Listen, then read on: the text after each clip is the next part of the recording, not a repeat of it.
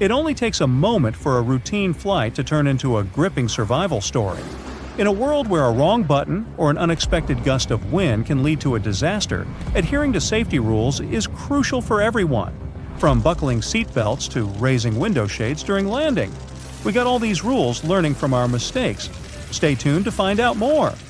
A flight had a crazy mid-air moment in 1993 when the pilot accidentally deployed the wing slats, the part on the leading edge of the wing. Now, the weather was fine, passengers were relaxed, everyone was doing what they wanted. Suddenly, they felt an unexpected jolt. Instantly, the autopilot disengaged. The captain started wrestling with the controls. The plane became wonky, pitching and rolling dramatically, resulting in a rapid descent of 5,000 feet. The vibration threw the cabin into total chaos, with passengers screaming in fear. The slats were only to be used during takeoffs and landings, not in mid-air. It was China Eastern Airlines Flight 583, cruising over the Pacific on its way from Shanghai to Los Angeles. The pilot declared an emergency and directed the plane to an Air Force base in Alaska. Out of the 255 people on board, 60 ended up in a hospital, and sadly 2 didn't make it. The pilot made some quick moves to stabilize the aircraft, but the injuries happened because folks weren't buckled in. They reckoned that the slats deployed because of the design of the control handle. The company was to blame for that. They produced it in such a way that the handle could accidentally get jiggled while cruising. Luckily, the crew was trained, and the airliner itself was fine, except for the messed-up cabin. The aftermath of this incident was costly, requiring about $1.5 million to repair the damage. When the plane started to lose altitude, overhead lockers burst open, and the safety video played 3 times for an eerie touch. Once the aircraft steadied, flight attendants jumped into action, providing first aid, leaving empty kits scattered in the cabin. It turned out that the poorly designed slat control handle had caused 11 similar incidents before. The captain probably nudged it accidentally while fixing the speed controls. The lack of pilot training on high-altitude issues and the stall warning system made things worse. If the passengers had kept their seatbelts on, injuries would have been way less severe. This has been the case during many other accidents. You probably know this airplane announcement. Even when the seatbelt sign is off, buckle up when you're seated. Experts say it's a good call. While flying is safe, keeping that seatbelt on is smart because you might hit unexpected turbulence. It's about keeping you secure during that bumpy, jarring time, especially that sneaky one during stormy weather. Sarah Wilson, the president of the Association of Flight Attendants, thinks the seatbelt sign should be turned on throughout the entire journey. Predicting turbulence is like trying to guess the weather. It's not 100% accurate. Turbulence can happen anywhere. Aircraft are tough. They can handle really bad turbulence. The real risk is getting injured during turbulence, not planes falling apart. It's rare, but accidents still happen. In a dramatic episode in 2016, a pilot pulled off a superhero move, saving 439 lives. He was getting ready for takeoff in Shanghai. All of a sudden, another plane showed up on the runway in front of him. Reacting with lightning-fast speed, the pilot swiftly elevated his plane, narrowly avoiding a disaster. The pilot was awarded $360,000 for his remarkable skills. He missed the other plane by less than 67 feet, about the length of a semi-trailer truck. It turned out that the air traffic controllers and the landing crew had mixed things up.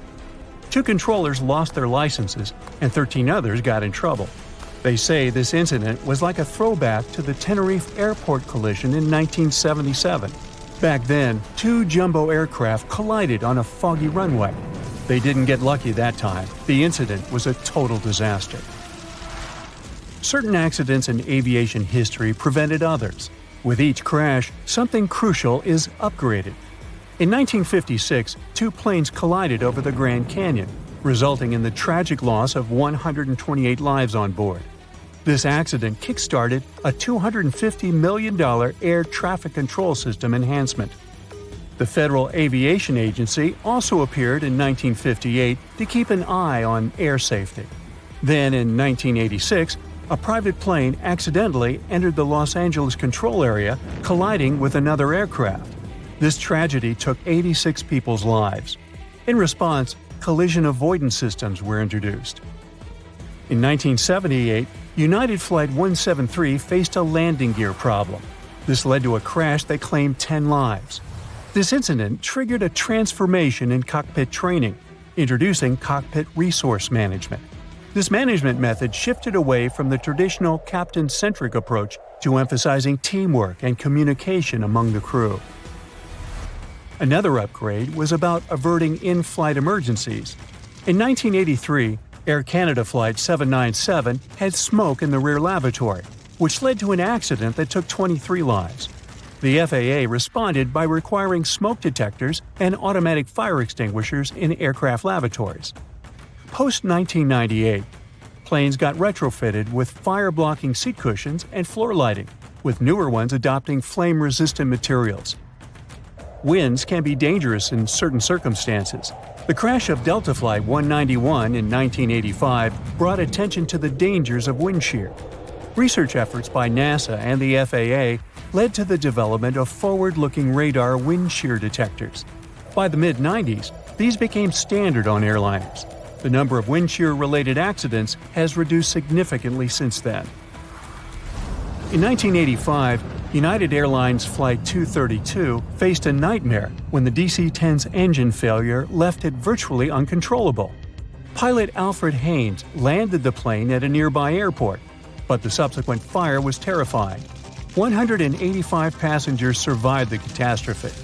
The root cause of the incident was a crack in the fan disc, which occurred during the manufacturing of the titanium alloy. This incident prompted the FAA to modify the hydraulic system, implement redundant safety systems in future aircraft, and revolutionize engine inspection protocols. In 1988, a big chunk of an Aloha flight's fuselage ripped off in mid-flight. In an instant, the cabin was torn open, leaving the passengers exposed to the open sky.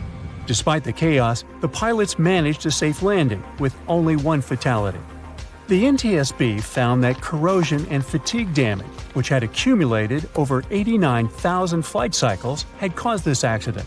The plane had been used for short-hop pressurized flights between the Hawaiian Islands. Shortly after, the agency initiated the National Aging Aircraft Research Program in 1991. This program tightened inspection and maintenance standards, especially for high-use and high-cycle planes. About 80% of mishaps happen in the first 3 minutes after takeoff or the last 8 minutes before landing. Keep your eyes peeled during these times, and your survival chances will go up. Now, don't let that freak you out. The odds of actually getting into a plane crash are like 1 in 11 million. That's the same possibility as being struck by lightning in a given year in the United States. Planes, on the other hand, often get struck by lightning, but they're built to handle it. Each plane probably gets zapped about once every year or every 3,000 hours it's up in the sky. But there hasn't been a lightning-related accident since 1967. Engineers have ensured that when a plane gets hit, the lightning just zips right through it and out, without really messing up anything inside. Let's delve into the fascinating mechanics of how planes stay airborne. The wings are important, but it's not just about them. There are 4 forces at play: lift, thrust, drag, and weight. The little tails on the ends of wings are called winglets, and they help reduce air swirls, making the aircraft slicker and faster. There's a reason why lights dim when a plane lands at night. It prepares everyone for a quick evacuation, helping the eyes adjust to the dark should the landing go awry. You're in a bright room filled with obstacles, and suddenly the lights go out and you're asked to dash for the exit. Tricky. Flight attendants also ask you to raise those window shades during landing. In case of an emergency, they want you to be able to see what's outside and figure out if one side of the plane is better for a quick escape. If you're wondering where the safest spot in an airliner is, it's in the back. According to research conducted by Popular Mechanics, spanning from 1971 to 2005, sitting in the back gives you a 40% better shot at making it through an accident. Almost as importantly, you're closer to the restrooms.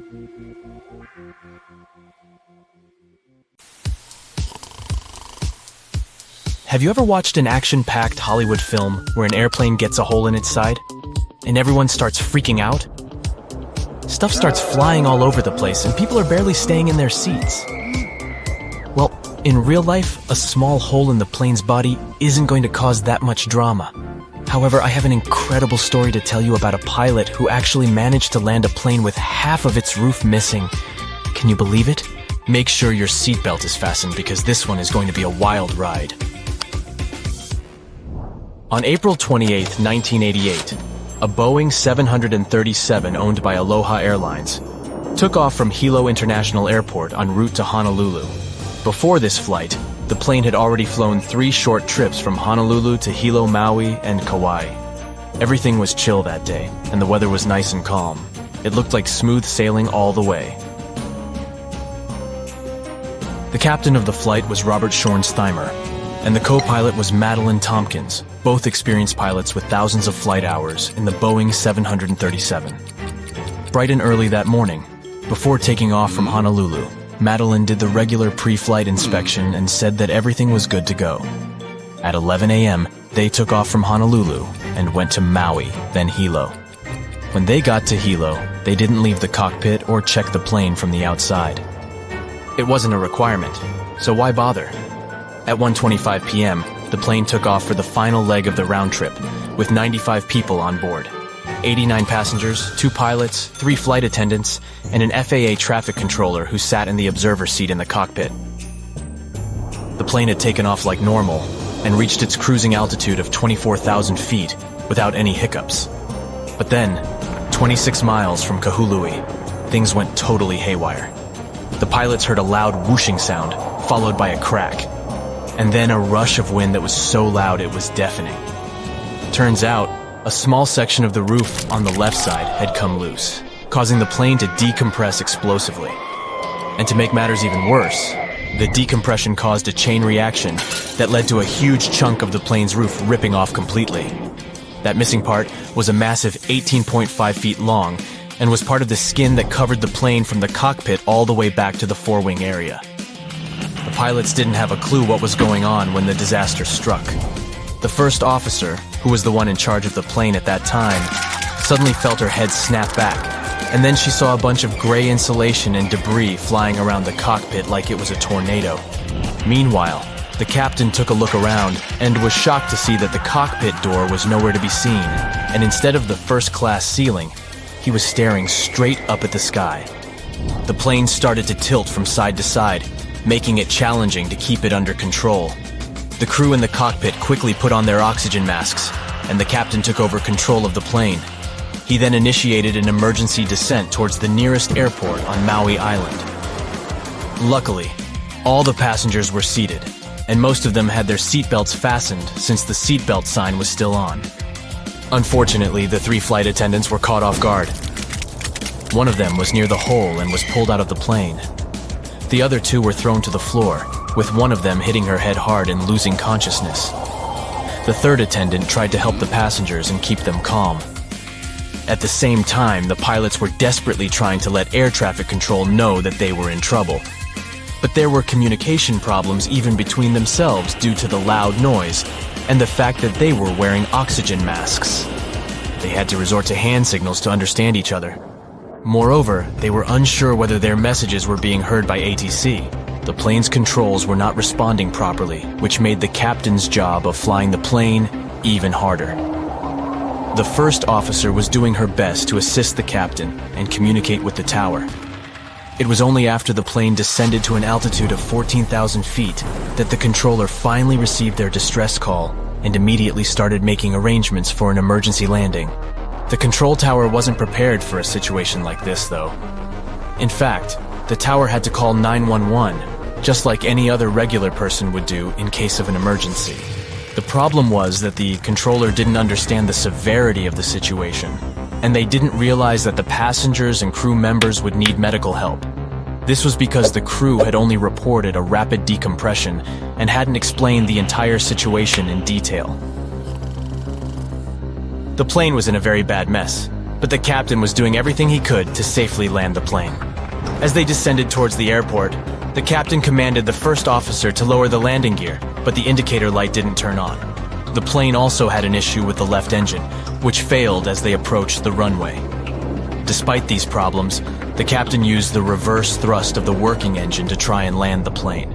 It was a difficult and dangerous task, but they managed to land the plane safely on the runway. The passengers and crew members were then evacuated from the plane. It was a miracle that everyone survived. However, 65 people were injured. They had been hit by debris and pieces of the plane's body that were flying around. Unfortunately, the ground staff wasn't aware of the severity of the situation and didn't have enough resources to provide immediate medical assistance to the injured passengers. The first ambulance arrived 7 minutes after the plane landed, which wasn't an ideal scenario. Furthermore, there were only 2 ambulances on the entire island, which couldn't accommodate all the injured people. As a result, tour vans were used to transport the passengers to the hospital. Fortunately, 2 drivers who were former paramedics provided immediate first aid to the injured right on the runway. Meanwhile, the airport mechanics and office staff took the vans to the hospital, which was located 3 miles away. Despite the chaotic and stressful circumstances, only 8 people suffered severe injuries, but they all later made a full recovery. The plane was in really bad shape though, and it was no wonder it couldn't handle the stress of the decompression incident. Despite its age not being a problem, it had experienced a whole lot of takeoffs and landings, which took a toll on its integrity. The salty and humid environment it operated in only added to the damage. You see, planes are designed to withstand a certain number of flight cycles, and this plane had exceeded that number by a long shot. The majority of its flights were short domestic ones, which meant it had to take off and land way more times than it was designed for. This is what ultimately led to the roof coming off during the flight. The poor condition of the plane meant that it was beyond repair and had to be dismantled right there at the airport. What's interesting is that in an interview after the accident, one passenger recalled that she had noticed a crack in the plane's fuselage while she was boarding. She didn't tell the flight crew about it because she didn't think it was worth it, so they didn't know to check it. It's important to remember that these types of accidents are very rare nowadays. Major airlines and airports take numerous steps to ensure safety. And according to Harvard University, the chances of being in an airplane accident are about 1 in 1.2 million. That's a tiny percentage, and I don't know about you, but I find that very comforting. And even if something did happen, such as the roof of the plane coming off, it's reassuring to know that the pilots are trained to handle emergencies and can still land the plane safely.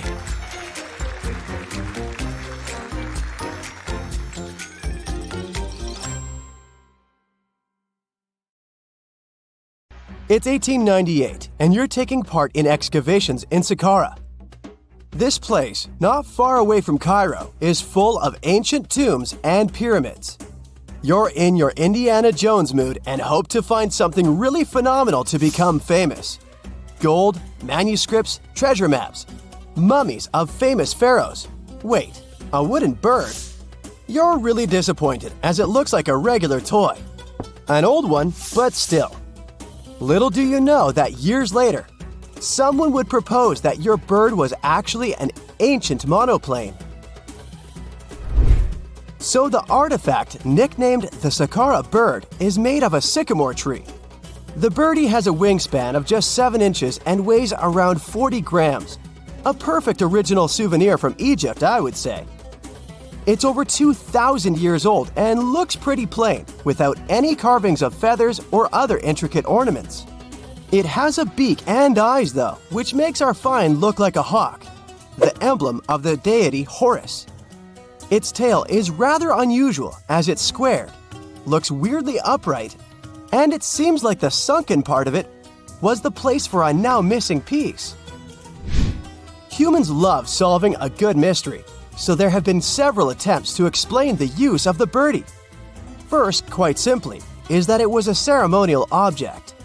The second idea is that it was a toy for a child from some well-off family. It could have been some sort of boomerang, which was a popular concept in ancient Egypt. Then there was a theory that the bird had been used as a weather vane. But this one has been debunked as the figure doesn't have any holes or markings, except for the one made at the museum in Cairo to fix the exhibit on a stick. So there was no way to hang it in the past. Almost a century after the bird was found, Egyptologist Dr. Khalil Masiha proposed a new theory that it could have been a model of a monoplane. He believed the bird was missing a horizontal tailplane. Otherwise, it had its wings set at a right angle, similar to that of modern planes. It could have worked to generate the aerodynamic lift necessary for flights. Dr. Masiha also claimed that it was common at that time to place miniature models of technological inventions in tombs. So, did the ancient Egyptians really invent the plane in 200 BCE? That would make the Wright brothers, who are considered the inventors of aviation, really upset. They made one of their first flights only in 1903. There's just one way to know for sure, and that is to test the model. But you know, the ancient museum in Cairo would unlikely let one of their cherished exhibits fly around like a toy. That's why glider designer Martin Gregory built a similar model, this time of balsa wood, and concluded that even with the missing tailplane, the plane wasn't much of a flyer. Case solved? Not really. This didn't sound convincing enough to the History Channel, so they invited an aerodynamics expert to build another replica of the bird. He tested it in weather conditions similar to those in Egypt and was impressed with the little plane's abilities. So, if they did invent the prototype of a plane back in the times of pharaohs, it would be a good example of an oupart. That's an out-of-place artifact, an object that's way ahead of its time in terms of technology or history. And the Saqqara bird isn't the only example of such a revolutionary concept. In 1901, a group of divers retrieved the Antikythera mechanism from an underwater shipwreck near the Greek island of Antikythera.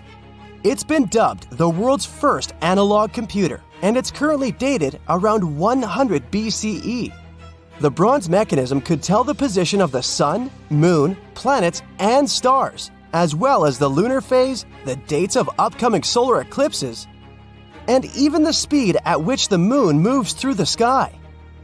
No one's sure who used it and how or where it was made, but it's obvious that it's extremely precise and way too advanced for its time. The first flushing toilets in the world were invented in the middle of the 20th century. Just kidding. The ancient Minoans on the Mediterranean island of Crete and the Indus Valley civilization both came up with this brilliant invention at the same time, around 4,000 years ago. The plumbing and sanitation were so well done that no one managed to design anything better until 2,000 years later. One ancient Minoan lavatory was discovered at the Palace of Knossos. It looks like it had a wooden seat set over a tunnel that directed water from a rooftop reservoir to an underground sewer. Other varieties got water from jugs. Only the super rich people could afford all this glory. So if you wanted to shop for real estate back then, the flushing toilet would be a telltale sign you were in the rich neighborhood. Automated doors became a cool, seemingly new invention back in 1931. But the technology behind them is actually much older. Think the 1st century CE old. Mathematician and engineer Heron of Alexandria came up with a hydraulic system to open and close temple doors. To bring it into action, you need to light a fire to produce heat. There was a brass pot under the fire, half filled with water. The inventor connected the brass pot to containers that acted as weights. When the fire was burning, the water moved into the containers. They went down and pulled the ropes. It was nothing like a supermarket door that opens in front of you before you even have time to think. Heron's door took hours to open, and there was no way to stop the process. That's why they only opened the doors once a day before people entered the temple, to add some mysticism at the temple during ceremonies. Spooky. Looks like the first ever battery was invented in Baghdad around 2,000 years ago. A German archaeologist found this oval-shaped clay jar in 1938. Scientists are still not sure what purpose it served and who exactly invented it. There is a theory that it was used for electroplating objects with precious metals. When they filled it with a weak acid like vinegar, the battery produced around 1 volt of electricity. Another theory says it was a vessel for sacred scrolls. Would you like to buy contact lenses designed by Leonardo da Vinci himself? In 1508, he invented a glass lens with a funnel on one side. You were supposed to wear it with water inside to improve your vision. Sounds a bit uncomfortable, doesn't it? So, around a century later, French scientist René Descartes decided to improve the idea and make the cornea contact the future lenses. Contacts because they contact your eyes, get it? The glass tube with liquid did help improve vision, but blinking was sadly impossible. 2.5 centuries later, new technologies in the glass industry let scientists design contacts that would fit in the eye and even let the wearer blink. Thanks, guys! Still, those lenses were made of heavy blown glass and didn't let the eye breathe. About 50 years later, contacts became plastic, lightweight, unbreakable, and scratch-resistant, but still covering the entire eye. And then, in 1948, an English optical technician accidentally sanded down a plastic lens and figured out they'd still be in place even if they covered only the cornea. Imagine you're living in 19th century London and need to send a message to New York. It would have taken about 10 days to get there by ship. So when delivery time went from days to hours in 1858, it was a true sensation. The first message was sent by Queen Victoria herself. It was all made possible thanks to the transatlantic telegraph cable, running under the ocean. Sadly, the new cool invention only lasted a few weeks. It took years to bring it back to life. Is the sky like a desert? Can a commercial aircraft fly faster than the speed of sound? Can you fix a plane with a piece of tape? Let's check your intuition with this cool truth or myth airplane quiz. Make sure to note down your correct answers and share your score in the comments. So, the first one for you. Commercial airplanes are more fuel efficient than your car. True or false? That's actually true. Commercial flights have been more fuel efficient per person per mile than cars for more than a decade.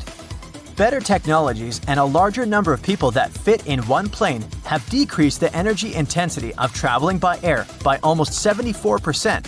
As for cars, it's been just a 57% drop. Okay, how about this one? There's no row 13 on a plane. Well, come to think of it, I've never seen a 13A or any other letter on my boarding pass. What about you? That's true, but only partially. In those countries where the number 13 is considered unlucky, there's really no row 13. But in other countries, the missing number may differ depending on what is believed to bring bad luck there. Opening a plane door during the flight is a real safety risk. It sounds kinda terrifying to me, but is it true? You can relax, that's just a myth. For one thing, the doors are locked, but even if they weren't, no one can open the door of a flying plane. It's physically impossible. The cabin pressure won't allow anybody to do it. When an airplane is at cruising altitude, it's pressurized. The difference between the inside and outside is huge. In other words, the pressure inside the cabin pushes on the door and doesn't allow anyone to open it from the inside. Even better, the airplane door is called a plug door. Its inner edge is wider than the outer. That's why it acts like a bathtub drain stopper, corking the doorway without falling through. Your skin is drier on a plane than it would be in the middle of the Sahara Desert. Can you believe this? And if you think this is true, you're absolutely right. The airplane cabin is pressurized, and the humidity there is set to 20%. For comparison, in the Sahara Desert, the average air humidity is around 25%, and your skin is used to at least 40% of humidity. That's why your nose and throat feel so dry when you're flying. Several years ago, someone posted a photo on the internet that became viral in no time. In this image, there was an airline technician, and he seemed to be fixing a plane with duct tape. So the question is, could it be true? Or was it just a fake? The answer isn't so simple. It wasn't your regular duct tape, so partially, this fact is a myth. But it was some kind of tape, known as speed tape. It costs around $700 per roll. It's actually an aluminum adhesive you can use to temporarily mend minor damage, until you can repair it properly. Is it true that pilots avoid the Bermuda Triangle? After all, it has such a notorious reputation. Ships and planes simply disappear into thin air in this region.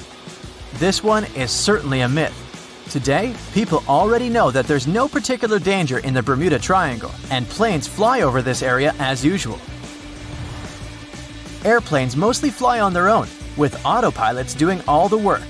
Myth or truth? What's your bet? It's a widespread myth. Many people are sure that planes are some super automated mechanisms that can fly mostly by themselves, and pilots are there simply for backup. In reality, though, flying is a hands-on job. It needs constant attention and a skilled flight crew. There once was a plane that flew twice faster than the speed of sound. Can it be true, or is it too far-fetched? This fact is definitely not a myth. The Concorde could reach a speed of 1,330 miles per hour. That's much faster than the speed of sound, which is around 767 miles per hour. And that's indeed almost twice as slow as the Concorde. You might have heard this scary fact before. Planes empty toilets right in the air. Sounds alarming, but is it true? Fortunately, that's only a myth.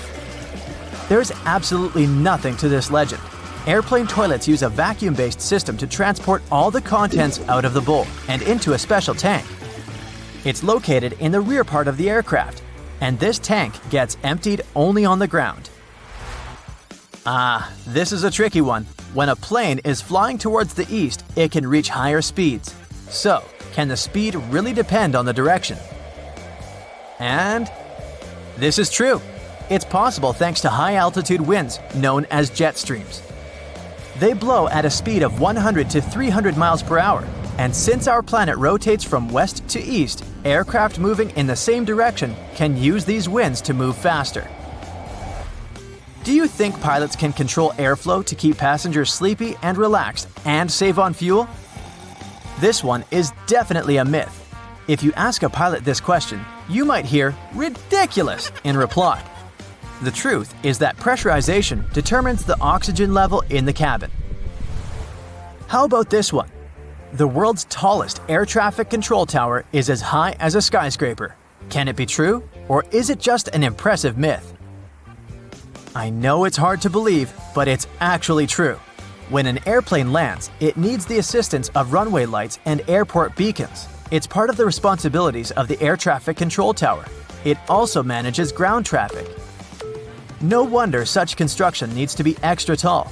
The new Bangkok International Airport in Thailand has a 430-foot tall tower. Its height is almost the same as the height of a 40-story building. It cost $18 million to build the tower. I've got another tough one for you.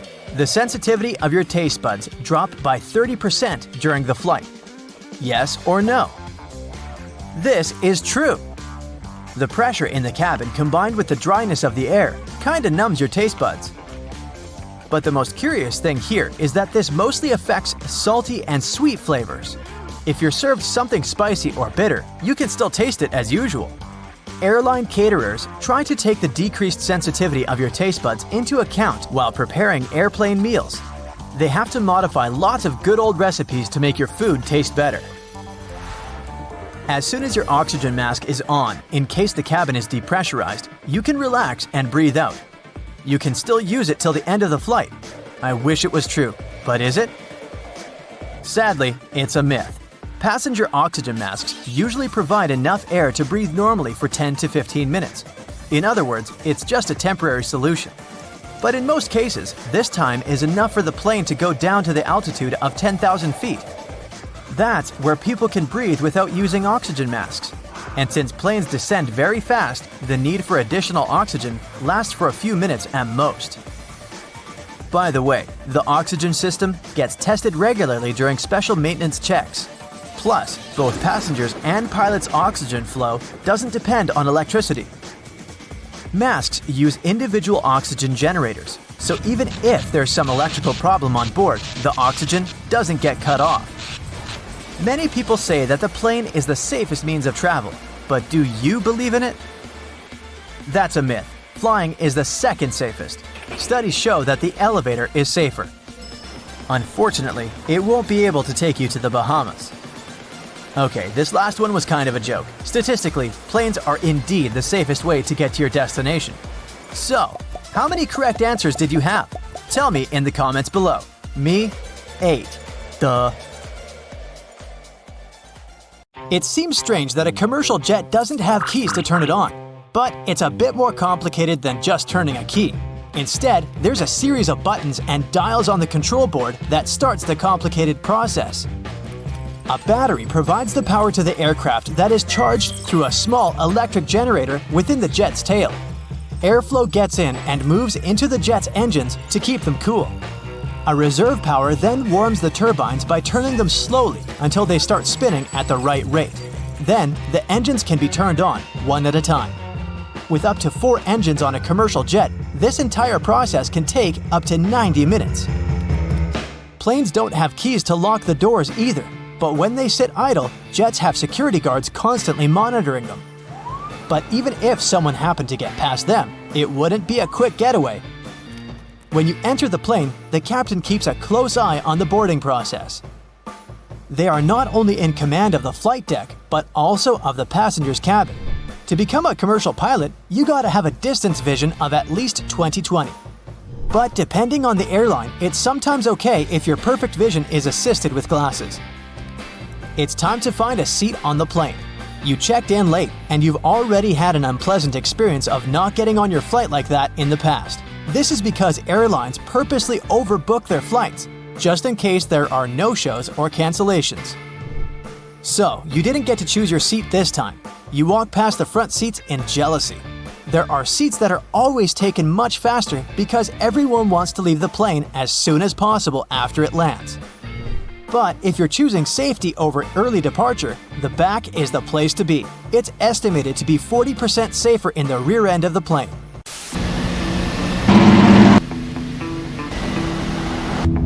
Maybe you'd prefer to drive instead of flying? The chances of something dangerous happening to a plane during a flight are 1 in 11 million.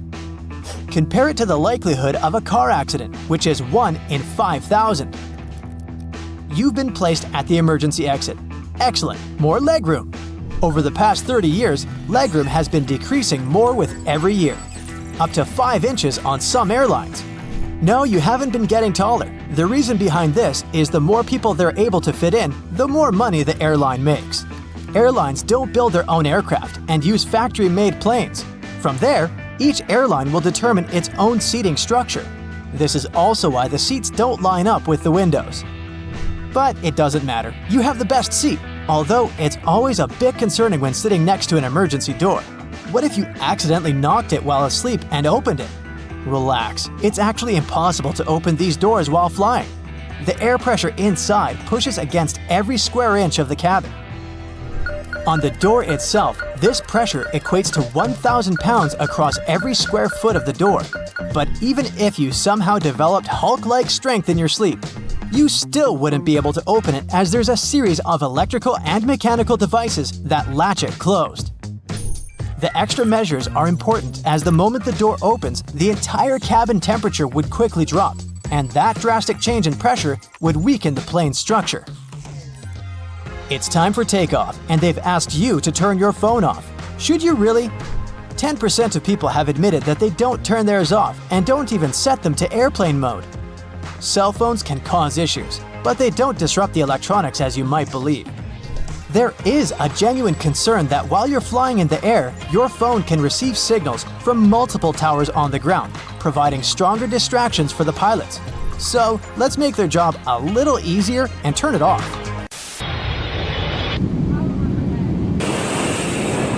The plane has reached 40,000 feet, your ears have popped, and the seatbelt sign is turned off. The flight attendant walks down the aisle with their arms held outward. Within such a thin passage, they walk this way as it helps with their balance. They try to avoid disrupting passengers, so they don't use the headrest of the seats. And in case of sudden turbulence, there are special grabbing spots under the overhead luggage bay. It's estimated that 500,000 people are flying in the sky at any given time. So right now, you're part of that special group involving 0.1% of the world's population. You look out the window and notice the white wings. Planes are painted white and other lighter colors as well to help reflect solar radiation. This avoids damage from the sun by reducing the amount of heat the plane receives. We'll be experiencing some turbulence. But further in the distance, dark clouds approach and the plane is heading towards a thunderstorm. Since it's made of metal, it has to be a big electric conductor, right? Thankfully, jets are fitted with an aluminum shell that conducts electricity very well. The cabin's interior is completely shielded from lightning, protecting electrical systems and leaving us carbon-based mammals unhurt. A plane is so perfectly built for electrical storms that it's one of the safest places to be. There haven't been any major incidents from a storm since the 1960s. You're thirsty and you're aware that you should have brought your own water. When aircrafts land at each location, they refill their water supplies. The water quality in a plane is based on where they collected the vital liquid. Many things contribute to the water quality of every airport. Water cabinets, trucks, carts, and hoses all could be of different standards. In 2019, an airline water study found that most airlines weren't providing clean water, so the general recommendation is to only drink water from a sealed bottle and avoid even tea. But the food is perfectly fine. As you sit back down, you notice the cabin is cold. Super cold, to be honest. It's intentionally set to around 71 degrees Fahrenheit for a good reason. When people become vulnerable to fainting, it's due to not receiving enough oxygen. And when there's warm air mixed with high cabin pressure, fainting becomes more common. So, while the cold air is helping those who need it, you've been provided with a blanket for your comfort. Warmed up with a blanket, you notice the dry air running through your nose, and it dehydrates your lips and eyes. But don't worry, the air is completely safe and very clean. 40% of the air is recycled and goes through a thorough cleaning system to remove all dust and airborne bacteria, and the other 60% comes from the outside. The humidity levels in the air get very low, and that's why you feel all that discomfort. It's now dark outside as the plane begins its descent to land, and the lights are dimmed. The dimmed lights aren't for the pilots or crew or those at the airport. They're for you. If something goes wrong while landing when it's dark, they'll have to start an emergency procedure. The dimmed lights are there to help your eyes adjust and help you follow towards the exit in the dark easier. But luckily, today, it won't be necessary, as your journey has come to an end. The plane had been in the air for a mere 25 seconds when the pilots noticed weird noises and bizarre vibrations. They tried several ways to improve the situation, but nothing worked. The engine surges continued, and just over a minute into the flight, when the plane reached 3,000 feet, both engines failed. First the right one, 2 seconds later the left one. The pilots decided to return to the airport they had just left. At the same time, they tried to restart the engines. Nothing seemed to work. The flight crew made a decision to pitch the plane down and then level it off. Perhaps it could help them gain some speed for the glide. But soon, they realized they wouldn't make it to the airport. Was the plane going to crash? That's when the miracle at Gotrura occurred. The morning before the flight started as usual. Regular pre-flight procedures, good weather. The members of the flight crew were experienced pilots. A 44-year-old Danish captain with over 8,000 flight hours under his belt, and a 34-year-old first officer from Sweden with 3,000 hours. So, what could go wrong? The plane itself was almost brand new. It was a McDonnell Douglas MD-81 nicknamed Dana Viking. It made its first flight on March 16, 1991. By that fateful day, the aircraft had been in service for a mere 9 months. There were 122 passengers and 7 crew members on board. Flight 751 Scandinavian Airlines was a scheduled flight from Stockholm, Sweden to Warsaw, Poland. On the way, the plane was supposed to make a stop in Copenhagen, Denmark. The aircraft took off from Stockholm according to its schedule at 8:47 a.m. local time. But by that point, the people inside had already been doomed, all because of a terrible sequence of events before the departure. It started the night before. The plane arrived at Stockholm Airport after a flight from Zurich. It was 10:09 p.m. The aircraft spent the night at the gate outside. It was cold. The temperature dropped to 34 degrees Fahrenheit, just above freezing. What made the situation even worse was that almost 6,000 pounds of freezing cold fuel, chilled during the night, still remained in the tanks located in the wings. The fuel was so cold because the plane had been flying at the cruising altitude, where the air temperature outside the cabin varied from -61 to -80 degrees. The flight from Zurich lasted around 1 hour and 40 minutes. Soon after midnight, a flight technician came to check on the aircraft. The man had to remove some slush from the landing gear, otherwise he wouldn't be able to examine it. At around 2 a.m., when he was leaving, he noticed some ice covering the upper part of the wings. By the morning, the situation had become even dire. A layer of clear, almost invisible ice had formed on the tops of the wings. The plane had to leave the gate at around 8:30 a.m. An hour before the departure, the mechanic responsible for the plane noticed that some ice covered the underside of the wings. He decided to make sure there was no ice on the tops of the wings. He climbed a ladder and put one knee on the wing. Then he bent forward to touch the front part of the wing. There was no ice, just some slush. The mechanic decided to make sure everything was fine with the air inlet of one of the engines. He didn't find anything abnormal. Soon after that, the personnel used more than 220 gallons of de-icing fuel to remove ice from the plane. The mechanic consulted with the captain of the aircraft and ordered the staff to de-ice the underside of the wings as well. After all, he had seen some ice there. But no one thought to double-check if there was clear ice on the tops of the wings. After they had finished the procedure, the mechanic reported to the captain, "We're done here. De-icing finished. There was a lot of snow and ice, but everything's clear now." The captain thanked the mechanic and carried on with the pre-flight procedures. The plane taxied to the runway. Its engine's anti-ice systems were switched on and didn't show any malfunction. But several passengers later claimed they had seen ice sliding off the upper side of the wings while the plane had been taking off. And still, the plane left the ground and headed for Stockholm as usual. But shortly after the takeoff, several pieces of the overlooked ice broke off. At full speed, they slammed into the fans of the engines near the tail on both sides of the plane, ruining the blades. It led to a series of surges, and the rest is history. Meanwhile, somewhere in the cabin, Scandinavian Airlines flight captain Per Holmberg, who was on board as a passenger, noticed something was amiss. At first, he informed the flight attendant sitting in the rear jump seat that the right engine was surging. She tried to contact the flight crew, unsuccessfully.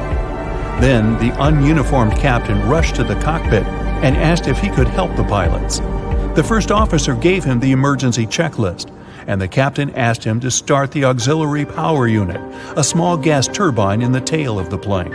Holmberg's advice and help were invaluable, but was it enough to save the plane and the people inside? When the plane emerged from the cloud cover at an altitude of 890 feet, the pilots realized they wouldn't have enough time to make it back to the airport. An immediate emergency landing was unavoidable.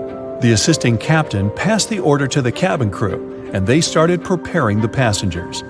There was a large field to the north of the plane, but the captain realized they didn't have enough time to reach it. So he chose a much smaller field in a forested area in the direction of flight. It was not far from the village of Gotrura in Uppland, Sweden. The plane was just 1,300 feet above the ground when the assisting captain started extending the flaps. At a height of 183 feet, the captain reported to Stockholm Control, "We're crashing to the ground." 7 seconds later, the plane hit several trees and lost a huge chunk of its right wing. By that time, the landing gear had already been extended and the speed had decreased to 139 miles per hour. Moments later, the plane's tail struck the ground and broke off. The aircraft kept sliding across the field, still at high speed. It traveled 360 feet, with its main landing gear leaving marks on the field.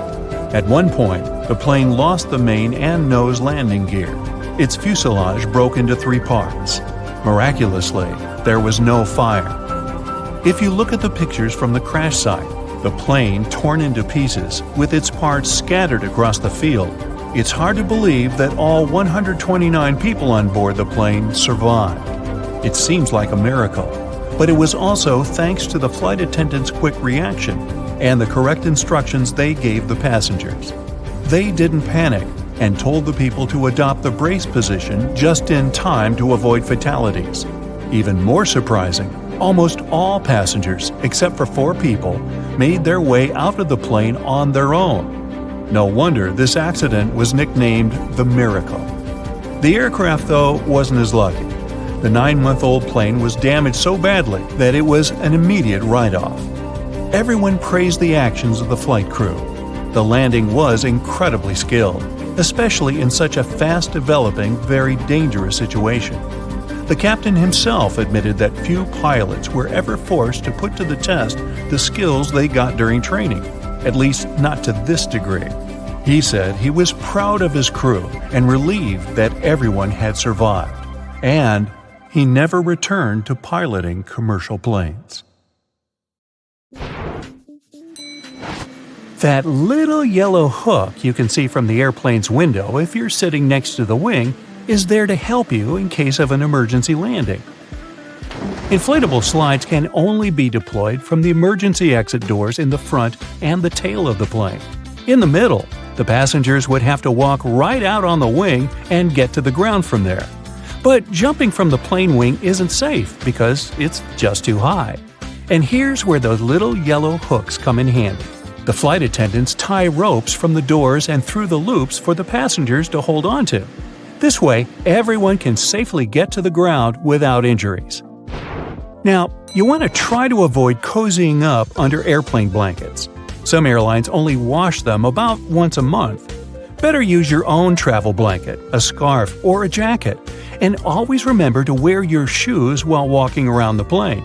That carpet on the floor can't and won't be cleaned to perfection between flights. It's just too much time and effort for the cabin crew. The dirtiest place on a plane isn't the bathroom, it's your tray table. It has 8 times more bacteria than an onboard toilet flush button.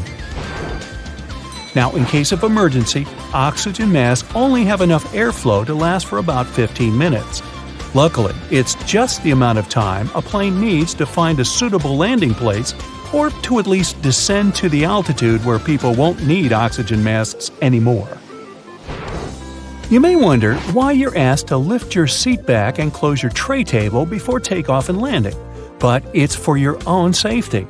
A reclined seat is comfy for you, but it makes it harder for the passenger behind you to get out of their seat, which is crucial in case of an emergency. The lower tray table is the same way, only this time it's you who won't be able to stand up fast enough if anything happens. Besides, the tray table prevents you from assuming the secure position in the event of an emergency landing. This position requires you to bend over in your seat, put your head between your knees, and cover the back of your head with your hands. Imagine doing that while your tray table is open. If you look around the cabin, you'll notice little black or red triangles around the midsection of the plane. These stickers let the flight attendants know where the airplane wings are located so they can immediately look out the right window to see if something is amiss outside. You shouldn't lower the window shades while taking off, taxiing, or landing for 2 reasons. First, the flight attendants must always be able to monitor the situation outside, and open shades help them with that, obviously. Second, if something's gone wrong on board the plane while it's on the ground, for example, a fire, the ground crews won't be able to see it and evaluate the situation before going in unless the windows are open. That tiny hole you see at the bottom of any airplane window isn't there to scare you nuts. In fact, it helps keep the pressure from the inside and the outside of the window equalized. The hole itself is only made in the second layer of glass, and there are 3 of them overall, which also helps with security, by the way. Even if the outer glass breaks, there will still be 2 more to keep you safe. Now, you might see flight attendants touching the overhead compartments while they're walking along the aisle, but that's not exactly what they do. Right beneath the compartments, there's usually a handrail that goes all the way through the cabin, so you can also use this trick to stay firmer on your feet in the aisle. The pilots dim the lights in the cabin during nighttime, not for you to get cozy and sleepy. Our eyes have a hard time adjusting to darkness in the first few minutes of sudden lights out. And in the case of emergency, every second matters. So the lights get dimmed to let you get used to darkness in case something happens and you have to act fast. Pay attention to the aisle floor too. If there's an emergency landing at night, there will be 2 luminescent strips along the aisle showing you the way to the exit. Follow them to get safely out of the plane. Flight attendants also suggest counting the seats between you and the emergency exit once you're seated. This will help you navigate in case there's no other guidance available. If a lightning bolt hits the plane, the passengers won't feel it. The entire aircraft is covered with aluminum coating that conducts electrical current and doesn't let it inside. This protection is tested using a lightning simulator. Airplane windows are round because the air pressure is evenly distributed this way.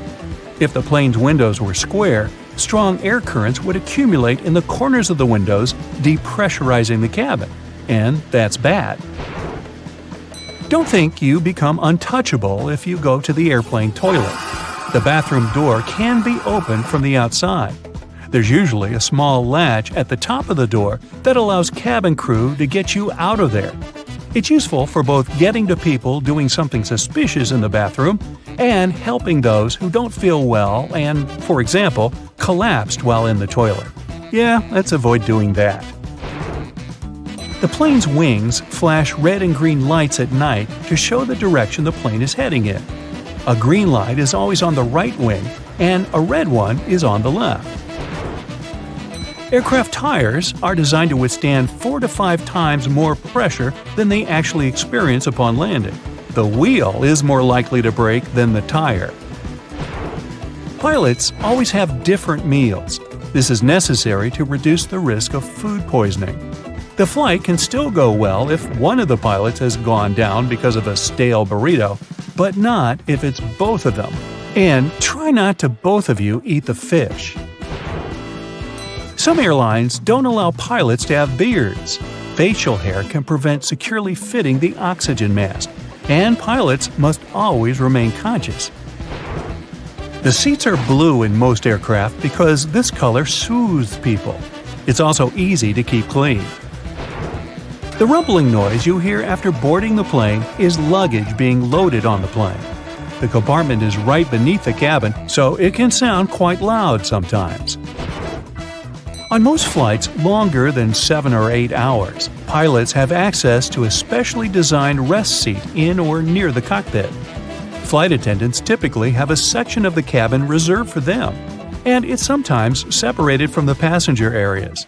Some larger aircraft even feature private crew quarters above or below the main cabin. The wings of most passenger aircraft are located at the bottom of the plane.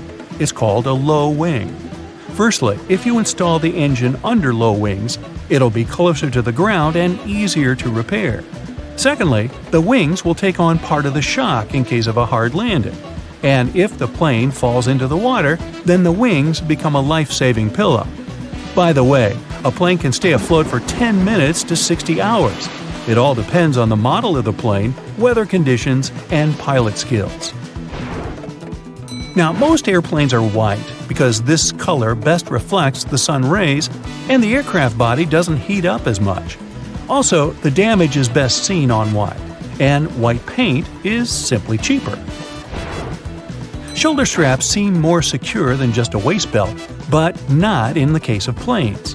When the plane gets into turbulence, it's tossed a bit in the air. The waist belt will simply hold you in place in case of a more severe shake. Shoulder straps would require more space between the seats, and this is not justified on a plane. In a car, the impact is usually much stronger, so you need that shoulder strap not to whoosh through the windshield. Flight attendant seats do have passenger straps, but that's because they are much less comfortable than passenger ones. They're narrower and positioned facing the passengers.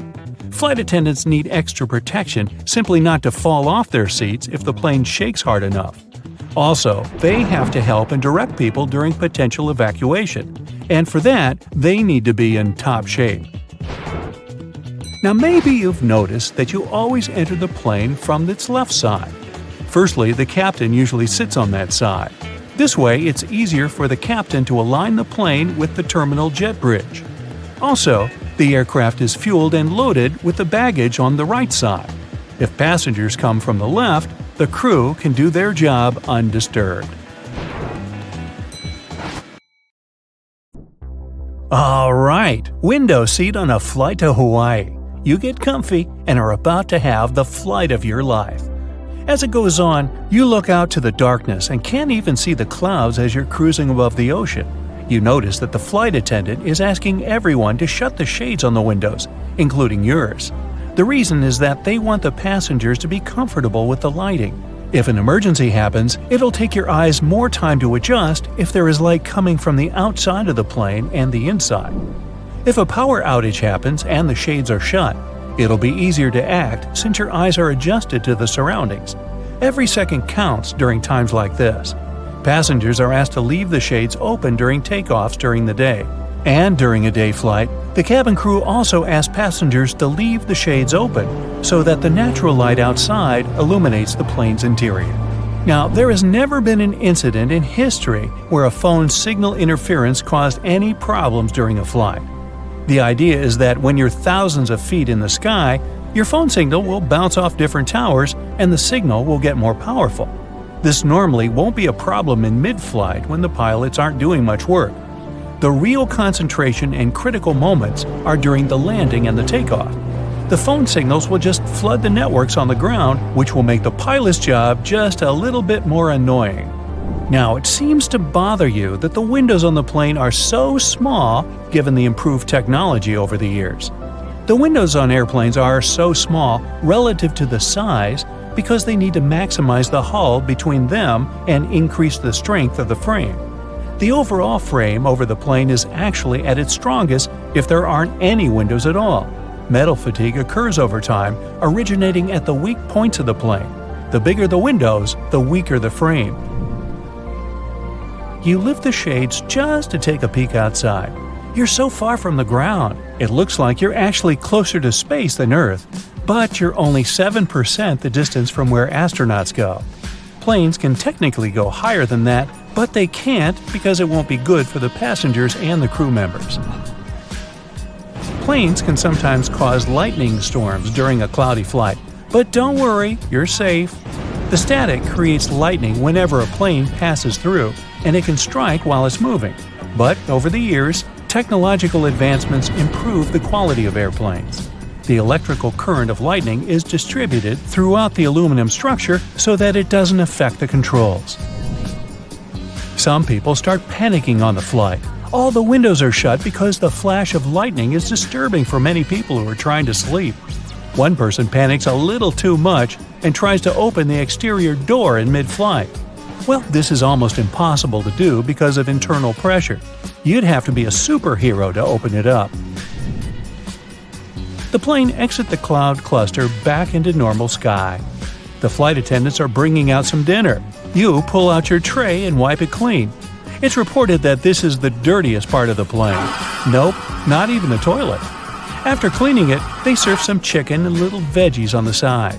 The smell is incredible, but when you take a bite, it somehow doesn't taste as good. It's because the difference in air pressure and the low humidity alters your taste buds, especially the sweet tooth part and the salty buds. Only a few hours left until you arrive at your destination. You wake up and the flight attendants ask you to put on your seatbelt and tuck in your tray. The plane lands and parks. You're the last one out and make your way to the baggage claim. The conveyor belt rotates, but you don't see your bags. When flights lose your baggage, there's a pretty good chance that they're still in the location where you traveled from. Occasionally, they can end up on other flights due to human error. The flight agencies can recover your luggage if you file that they're missing. You read the signs on the flight destination screen showing the arrivals and departures. These signs are written in 3 specific fonts so that people can read them from afar while walking. As you continue walking, you stare out into the large window panels. These windows are made of special material. It makes you feel like you're closer to your plane than when you look through regular ones. You notice they're driving the bags to the planes for loading and refueling them before takeoff. They fill up the planes with just enough fuel to take them to their destination, rather than pumping them with a little extra. That's because they need the planes to be as light as possible, since fuel is heavy. You head outside and feel the hot wind of Hawaii in your hair. It's only a matter of time before you're dipping your feet in the ocean water. You try to find a taxi, but they're all taken. Taxis are yellow because a salesman in 1907 had a lot of cars in his lot and didn't know what to do with them. He decided to start a taxi business to make use of those idle cars. To make them stand out from the rest of the cars, he decided to color them yellow. According to a survey, yellow cars are the easiest to spot on the street. School buses also use yellow to stick out from the crowd. Colors are important in our daily lives, just like the colors of a traffic light or the flashy red color of a stop sign. But it wasn't always red. In the early 1900s, the red dye wasn't consistent and faded over time, so they used yellow instead. In the 1950s, they finally started using a red color that didn't fade away and white lettering for stop. Well, you finally find a cab and enter. You're so tired and decide to shut your eyes for a bit. Scientists still don't know why we need sleep, but it has to do with resting our brains so that we can function for the next day. You get stuck in traffic and are jolted up by the sound of honking cars. You look out the window and see the ocean filled with people. Instead of waiting in the taxi, you pay your fare, grab your bags that the airline finally found, and head down to the beach. You dip your feet and pick up a large seashell. You put it against your ear to hear the ocean. Of course, you don't exactly hear the ocean, but different frequencies of the ambient noise inside the shell echoing around. The sound just happens to resemble the ocean. You take off your shoes to feel the sand on your feet, but it's so hot that you tiptoe your way to a shady spot. The sand absorbs the heat and can retain it. 85% of sunlight can also reflect off sand and water. You open your bags and get out your towel and lay it on a soft spot. Even though you're sitting in some shade, you're still at risk of getting a sunburn. So you apply some cream to protect yourself. SPF stands for Sun Protection Factor, and the numbers mean how long it will take for the UV rays to affect your skin. After applying it, you dip in the water for a bit and see a large volcano in the distance. The sand around is somewhat black. This is because Hawaii is located in a volcanic range. The color of the sand is determined by the location, environment, and source. Most of the sand in the world is made up of quartz and trillions of particles that used to be rock. The deserts of the world used to be forests millions of years ago, but due to climate changes, everything turned to sand. Some parts of the Sahara Desert still have some geological formations suggesting that there used to be large rivers in the region. Not to mention the discovery of aquatic dinosaurs found in those ancient dry rivers. You're finally settled and sipping on a punchy drink. You see some people surfing the large ocean waves. Surfing was technically invented in Hawaii and later became a popular water sport worldwide. You hang out for a bit until sunset and then head to your hotel to take a long shower. Water was not invented in Hawaii, although it is surrounded by it. It's, an island.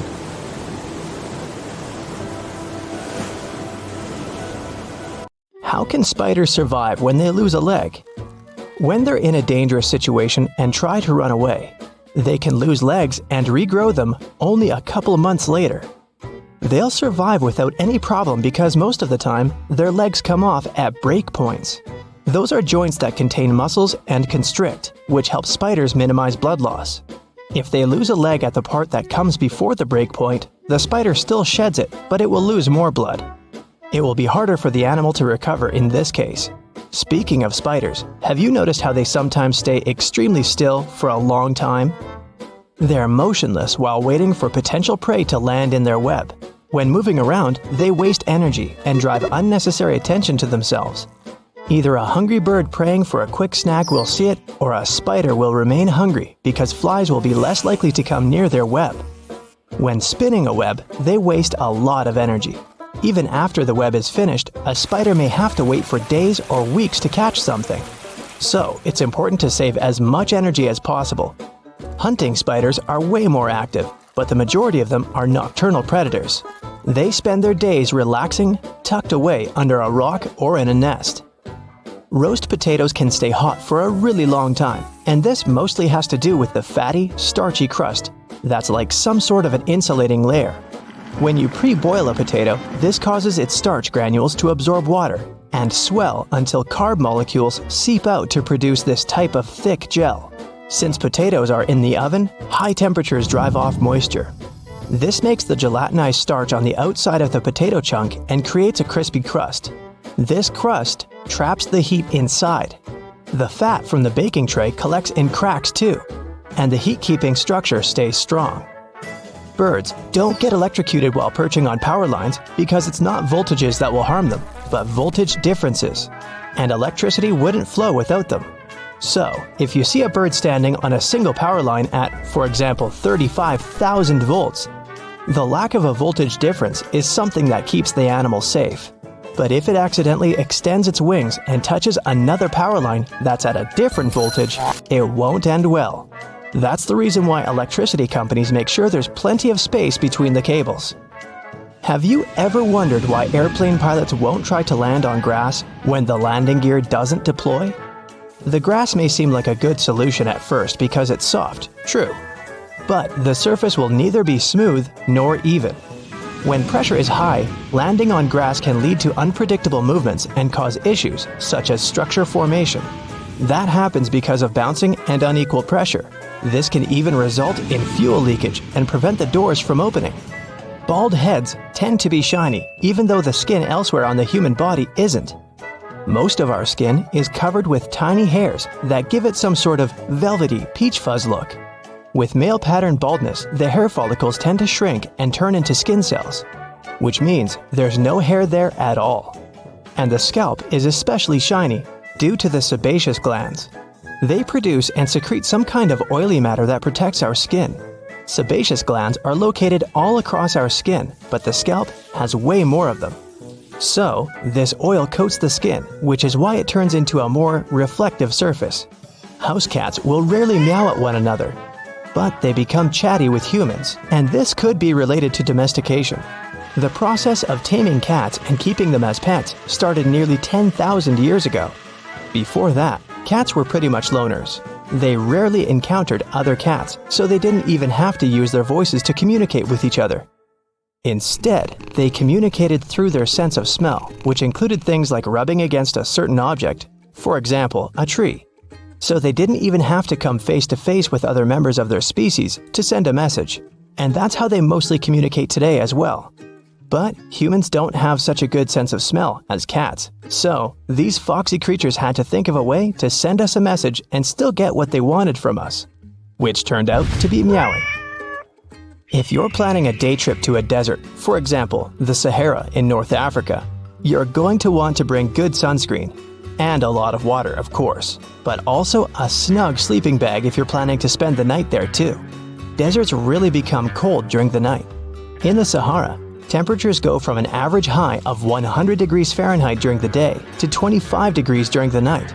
Such dramatic change happens because of two main factors: humidity and sand. Sand doesn't retain heat that well. When light and heat from the sun reach a desert, sand grains from the top layer absorb heat. But they release it back into the air relatively quickly. So during the day, the sand radiates the energy coming from the sun, which eventually heats the air and leads to extremely high temperatures. And during the night, the sand is quickly losing heat once again. But this time, there's no sunlight that would reheat the desert. That leaves the sand colder than before and leads to such low temperatures. In arid deserts such as the Atacama Desert in Chile and the Sahara, the humidity is extremely low. That means the amount of water vapor in the air is almost zero. Unlike sand, water does well to store heat. Water vapor in the air traps heat close to the ground. It's like you cover the ground with a huge blanket. That way, you stop it from dissipating into the atmosphere. Also, when the air has a high level of humidity, it requires more energy to heat up. That means it takes more time for that same energy to disappear and for the surroundings to get colder. Since there's almost no humidity in deserts, such areas can both quickly heat up and cool down. If you microwave water for tea, it will taste worse than when it's made with a kettle. That's because the temperature of the liquid is the main factor for a good tea. Water should reach a rolling boil before you pour it over tea leaves, whether they're loose or bagged. It's an easy thing to do with tea kettles, both the electric and stovetop varieties. When the burner or the electric heating element is on, the water at the bottom of the vessel warms up. As it's getting hotter, water through the rest of the kettle comes to the boiling point. A microwave doesn't heat from the bottom up. It creates electromagnetic waves that randomly jump around the box. You probably notice when you try to reheat leftovers. They end up partially frozen in some spots and extremely hot in others. The same will happen with water because it's hard to control microwave energy. Overheated liquid won't be good for tea either. When water goes above 212 degrees Fahrenheit, which is the boiling point for water, it can destroy the compounds that give a tea its specific flavor. Have you ever wondered why those electrical plugs most Americans use have holes in the prongs? The story dates back to the early 20th century when Harvey Hubbell Jr. invented different types of electrical plugs. He started with the detachable electric plug, which was the first ever of that type. Some of his designs had prongs with indents, those aligned with tiny bumps inside the electrical sockets. Such an indent and bump system secured the prongs in place after people would insert a plug into a socket. At some point, these indents gave way to holes, which worked in the same way. But that's just part of the story. Most of the modern outlets don't even have bumps anymore. They keep plugs from falling out of the wall by using friction and pressure. Today, some manufacturers insert a rod through all the holes in a line of prongs. That's how they lock them in place while encasing them in plastic. Some also say the holes save metal, which cuts costs of manufacturing in the long term. Do you know the feeling when you've been trying to solve one mystery for your entire life? Nope? Well, Detective Anderson does. During almost 30 years of working for the police, he solved many riddles, caught hundreds of robbers, and helped save thousands of lives. There's a huge number of successfully solved cases on his record. At the age of 25, he caught a thief who changed his own face with plastic surgery once a year. When Anderson was 30, prisoners started breaking from jails all over the world. The detective successfully solved this case. At the age of 38, he discovered the secret base of a forbidden order in a volcano's mouth. By his 50s, he managed to explain all the most inexplicable things in the world. But there was something he couldn't solve. These were two mysteries from the 50s, cases of missing planes. All these years, Anderson has been scrolling through the details of this puzzle. Unfortunately, he was too young when this story began. All he had were guesses and notes. But today, a sudden thought struck him. For the first time in many years, he felt that he could finally solve this mystery. But to do this, he had to immerse himself in this story again. So he opened the closet and pulled out 2 old magazines with detailed articles about these incidents. The first one happened in the summer of 1955. July 1st, Pan Am Flight 914 was about to depart from New York Airport with 61 people on board. The plane model was a Douglas DC-4. It differed from modern aircraft, having giant propellers instead of turbines. So, all passengers fastened their seatbelts. The plane started taxiing down the runway, sped up, and took off. It went high into the sky and out of sight. Its destination was Florida. The flight time would be 3 hours. Dispatching services were watching the plane on their radar when suddenly, Pan Am 914 disappeared. The operator tried to contact the pilot but received no response. New York reported this to Florida. They said they couldn't see the plane either. Usually, pilots notify via radio if a plane crashes or gets into a storm. But this time, just nothing. After several unsuccessful attempts to establish the connection, they deployed large-scale search operations. Communication with the plane was interrupted when it was flying over the Atlantic Ocean. Therefore, the air company had to admit the aircraft crashed into the water. But this version had no proof. When planes fall that way, rescuers find floating debris. Some parts of the cabin or luggage always get to the surface. This time, rescuers found nothing. The plane didn't transmit any distress signals and didn't leave any traces of the crash. It seemed like it just disappeared into thin air. People forgot about this disaster for 37 years, and then something bizarre happened.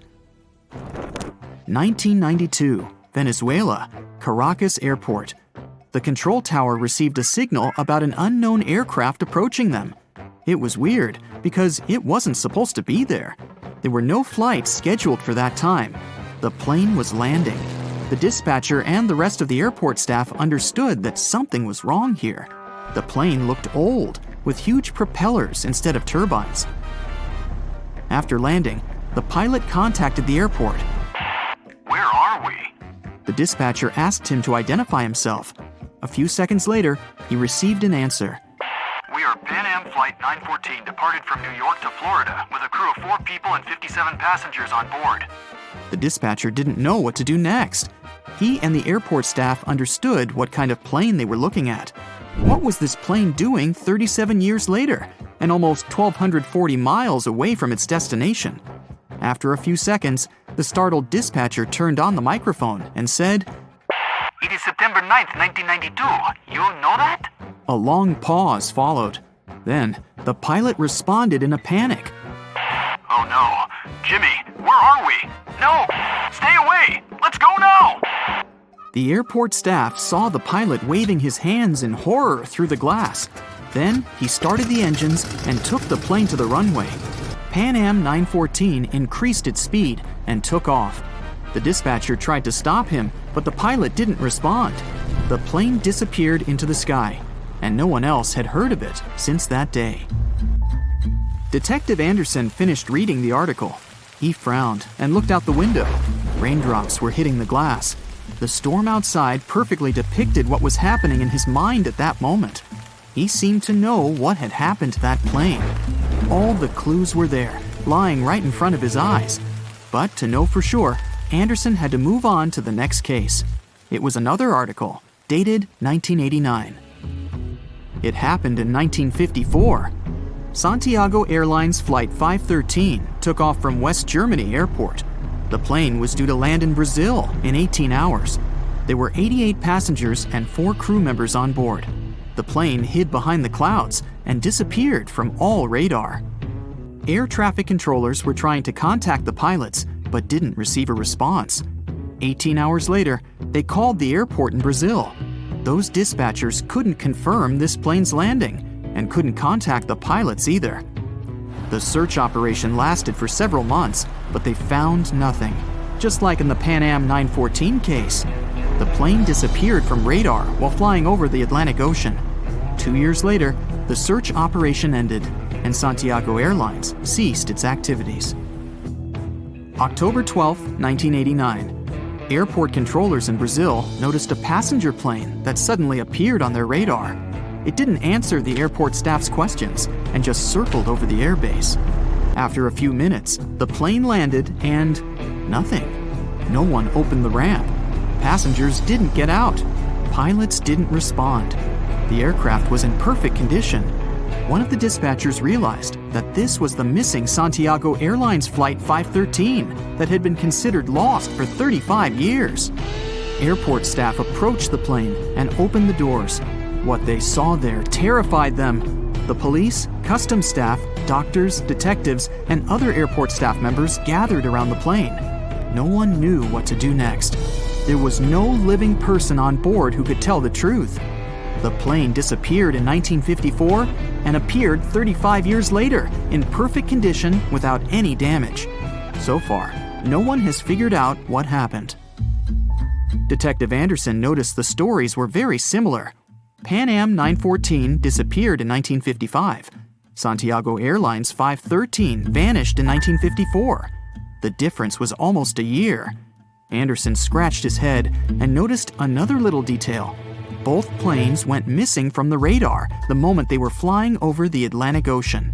There are many myths about phantom ships and mysterious phenomena connected with the Bermuda Triangle. Detective Anderson knew these tales, but these two missing planes puzzled him. He looked at two articles and understood everything. Exactly. The solution was there, right in front of his eyes. Both stories were written in the same newspaper. There was no real dispatcher who communicated with the planes. Nothing was known about the passengers. No newspapers except this one published news about these missing aircraft. It seemed they just took the same story and changed the dates, locations, and names of flights. Yes, the case was solved. It was all fake. The rain stopped. Detective Anderson looked out the window and heard the sound of a passing train. He remembered another weird and fake story. A story about a phantom train. It took place in Italy in 1911. 100 passengers boarded the train of the Zanetti Railway Company. It went through the picturesque mountainous area, got into a mountain tunnel, and disappeared. No one else had seen the train since then. All the passengers were lost, but not for long. They appeared in the past. There were records dated 1845. One unknown doctor from Mexico City wrote about 100 Italians who appeared in the city from nowhere. They were all dressed strangely and talked about one mysterious train. This was a completely made-up story. There was no proof or records about this train and the people who got into the past. A loud sound interrupted his thoughts. Detective Anderson picked up the phone. He was silently listening to the person on the other end of the line. A minute later, he answered, "Yes." The detective put the phone down. It was a new mystery for him. In the Sahara Desert, the locals noticed a huge ship lost in the South Pacific 27 years ago. There was no crew on board, no cargo, and no flags. No one knew how it appeared among the sand, but wet mud formed around it because of moisture. It seemed like the ship had just teleported there from the water. Perfect! No fakes this time. Detective Anderson put on his hat and left the office. But this story is for another video. You can easily remove Post-it notes because their adhesive is not even. Sticky notes feature a plastic adhesive. It's spread out in blobs across that sticky part of the paper. When you slap a Post-it onto a bulletin board, not all the blobs, that are technically called microcapsules, will actually touch the surface to keep the paper stuck there. You can easily unstick it. And then, when you want to reattach it to something else, those blobs of glue that are left unused will take over the role of the adhesive. Eventually, you'll use all the capsules of glue, or they'll simply get clogged with dirt. So, the note won't stick anymore. It's very satisfying to chew gum because it's made of rubber. Gum from before had an elastic texture because of something called chicle, a natural type of latex rubber. Now you can chew your bubble gum easily because it's made of synthetic rubber. Some of these are used in car tires too, while others are used in Elmer's glue because they mimic the effect of chicle. Office buildings are a bit taller during the night. When the employees are finished with work, they all go home. Tall office buildings get slightly taller. For example, a 1,300-foot tall skyscraper will shrink about 0.03 inches under the weight of 50,000 people inside, assuming they're all an average weight. You could actually heat your house with just 70 people. If you've ever been trapped in a small crowded room, you know people give off body heat. So you'd need about 70 people in motion to warm up your home in the winter using just their body heat. Or maybe 140 people standing still, if you consider the house uses 4 electrical storage heaters and humans radiate approximately 100 to 200 watts of heat in normal conditions. Why does glass break so easily? It's because its atoms are not very tightly arranged. Unlike other solid material like metal, glass is made up of amorphous, which basically means structureless, loosely packed, and randomly arranged atoms. These atoms can't rearrange themselves that quickly to retain a firm structure, so glass collapses and fragments shatter everywhere. Do you know why airplane passenger windows are mostly below eye level? Aircraft are way cheaper, stronger, and easier to build without windows, but they're there because many people like the view, particularly about 100 years ago when flights were often conducted at low altitudes. Also, if some passengers are feeling sick, looking out the window can help them reconnect their sense of balance, as their eyes are continually reporting what's going on around them. Windows in this position also help distribute the load around them more evenly. The floor of the cabin where people sit isn't all the way at the bottom of the aircraft, which is why windows end up being quite low compared to both the overall volume of the cabin itself and the eye level of the passengers sitting down. Water feels colder than air at the same temperature because it's denser. Because of that, your body loses heat 25 times faster while surrounded by water than it would if it was surrounded by air that was the same temperature. Since it's so dense, water has a high heat capacity, which means it takes a lot of heat to raise its temperature just a little bit. Water is good at both retaining heat and cold. That's why the ocean is way cooler than land, and at the same time, the hot soup stays hot for a long time. Water is also a pretty good conductor, which means it effectively transfers either heat or cold to the human body. Have you ever wondered why water cleans so well? It's because of its asymmetrical molecules. They are made of two hydrogen atoms stuck to a single oxygen atom, which means they're triangular. That's why they have a slightly different charge on their different sides, similar to a magnet. The oxygen end of the molecule is slightly negative, while the hydrogen is slightly positive. Because of this feature, water is great at sticking to other molecules. So, when you want to wash away dirt, water molecules will stick to the dirt. They'll pull it away from the surface the dirt was on, no matter what it is. This is why water has surface tension. It's capable of sticking to itself too.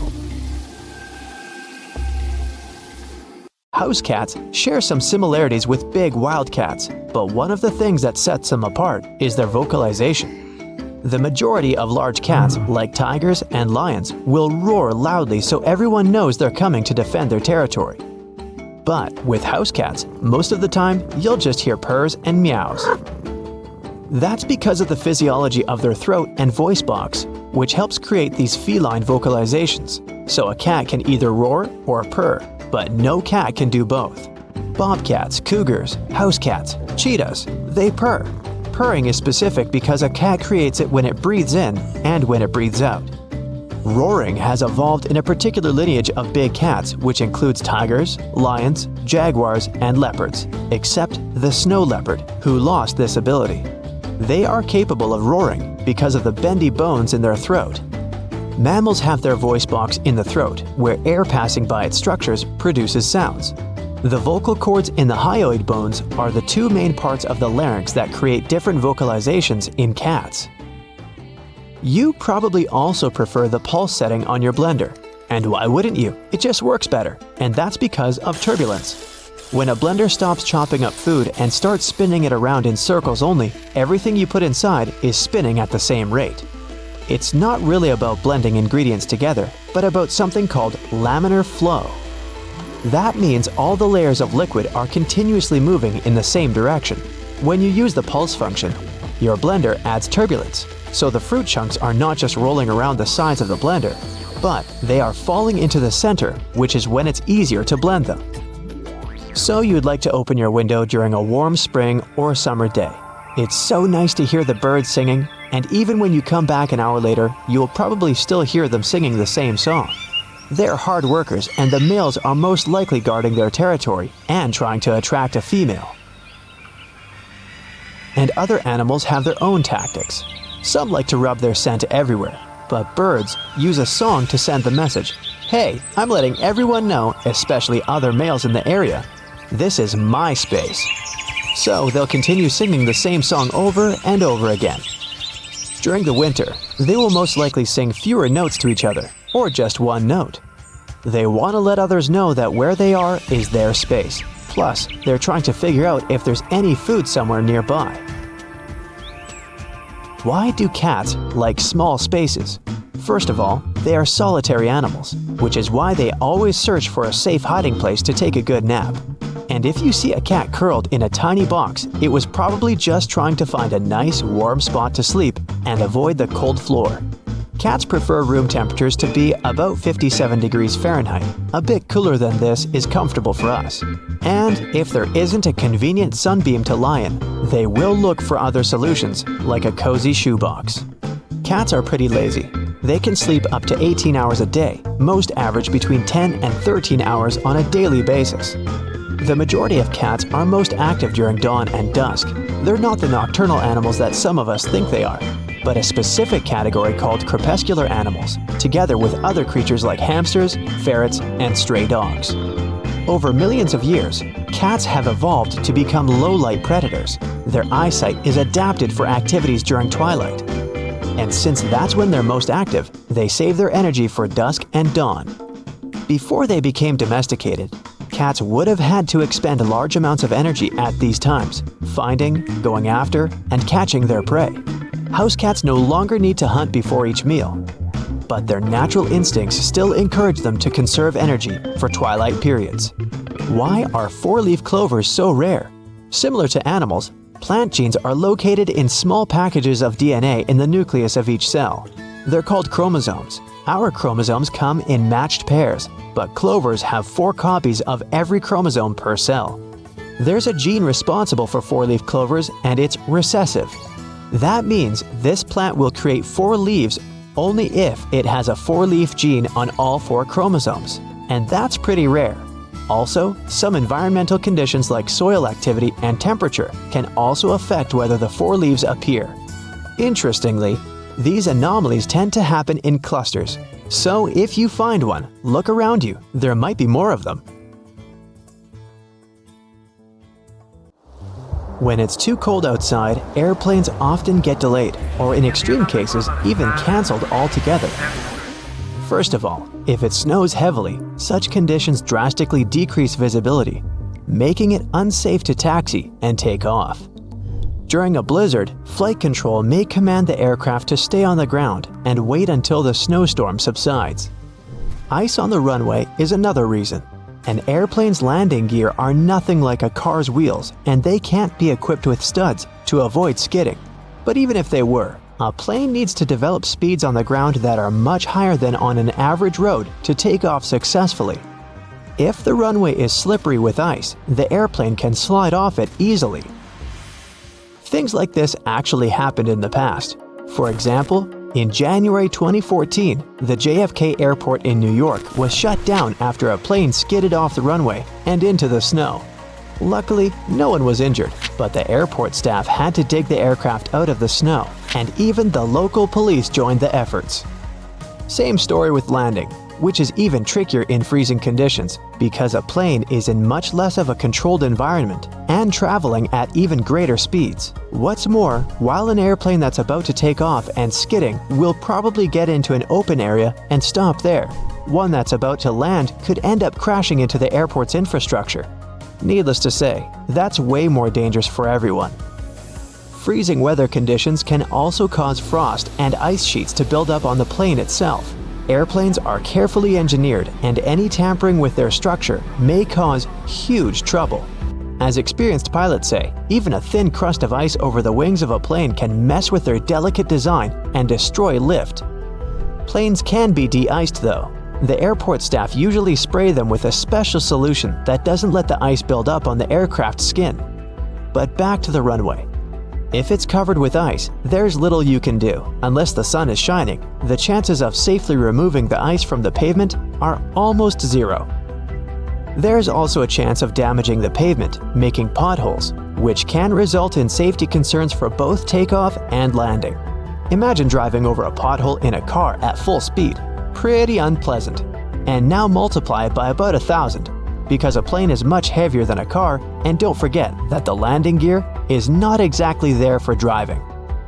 Jet fuel and the equipment that pumps it can freeze too if the temperature is too low. The fuel freezes at -40 degrees Fahrenheit, but that can only happen on the ground before takeoff. At a cruising altitude, temperatures may drop as low as -70 degrees Fahrenheit, but since the liquid is inside the plane and burning down steadily, it's much warmer there. On the ground though, nothing stops the fuel from turning into ice. If that happens, no flights are available, obviously. Same goes for the pumping equipment.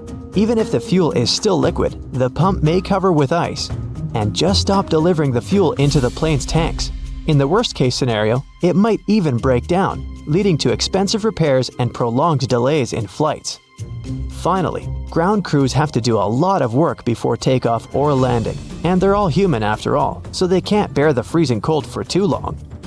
This issue is often resolved by tag teaming. One group of workers goes out in the field to do the job, while the other is waiting for them in a shelter.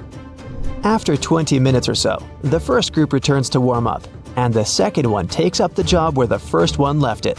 Although it's efficient, it still slows down the operations a lot, so that might also cause delays. But despite all the trouble freezing weather can cause, it's actually more beneficial for a plane than extreme heat. Cold air is denser than hot, so planes gain more lift and stay truer while in the air.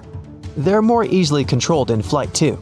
Air molecules are slower and closer together, creating a steady flow of air around the wings and cockpit.